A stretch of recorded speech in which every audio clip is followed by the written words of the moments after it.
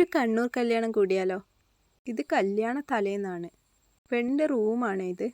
Kannur system എല്ലാവർക്കും അറിയാലോ. പെണ്ണിൻ്റെ വീട്ടിലാണ് ചെക്കൻ താമസിക്കുക. പിന്നെ ഇടയ്ക്കിടയ്ക്ക് പെണ്ണ് ചെക്കൻ്റെ വീട്ടിൽ പോയി താമസിക്കും.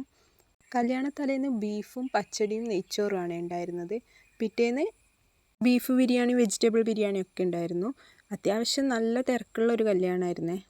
നല്ല തിരക്കുള്ള കല്യാണം ആയതുകൊണ്ട് തന്നെ കല്യാണത്തിൻ്റെ ദിവസത്തിലെ വീഡിയോസൊന്നും അങ്ങനെ എടുക്കാൻ പറ്റിയിട്ടുണ്ടായിരുന്നില്ല.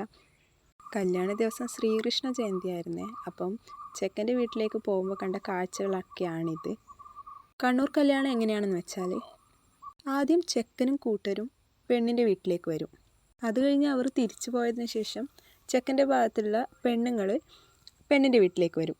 എന്നിട്ട് പെണ്ണിനെ ചമയിച്ചെന്ന് പറഞ്ഞാൽ അണിയിച്ചൊരുക്കിയിട്ട് ചെക്കൻ്റെ വീട്ടിലേക്ക് കൊണ്ടുപോകും. ആ സമയം തന്നെ പെണ്ണിൻ്റെ വീട്ടിലെ ആൾക്കാരെല്ലാം കൂടി പെണ്ണുങ്ങൾ ചെക്കൻ്റെ വീട്ടിലോട്ട് പോകും. അങ്ങനെ രാത്രിയാകുമ്പോൾ പെണ്ണും ചെക്കനും കൂടി ചെക്കൻ്റെ വീട്ടിൽ നിന്ന് പെണ്ണിൻ്റെ വീട്ടിലേക്ക് വരും. പിന്നെ സ്റ്റേ പെണ്ണിൻ്റെ വീട്ടിലായിരിക്കും. സിസ്റ്റം എങ്ങനെയുണ്ടെന്ന് കമൻറ്റ് ചെയ്യണേ. അപ്പോൾ വീഡിയോ ഇഷ്ടപ്പെട്ടാൽ ലൈക്ക്, ഷെയർ ആൻഡ് സബ്സ്ക്രൈബ്.